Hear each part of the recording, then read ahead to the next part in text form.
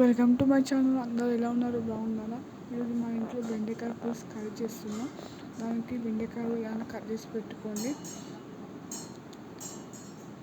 పక్కకు పెట్టుకొని onions cut చేసుకోండి. పచ్చిమిర్చి ఆనియన్స్ కట్ చేసి పెట్టుకోండి. కొత్తిమీర పుదీనా వేసి పక్కకు పెట్టుకోండి. చింతపండు నానేసుకొని ఆయిల్లో జీలకర్ర ఆవాలు పచ్చిమిర్చి ఆనియన్స్ వేసుకొని చల్లగా పెట్టండి.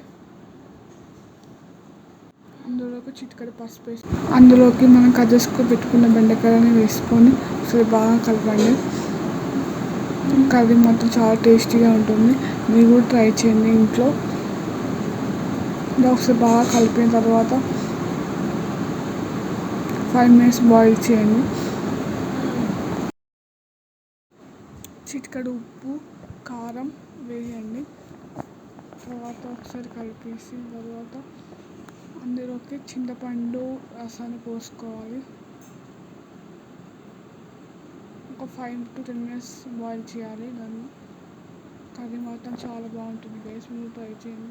అందులోకి మసాలా మెంతిపిండి అని వేసుకోవాలి. మెంతిపిండి అవన్నీ వేసుకోవాలి.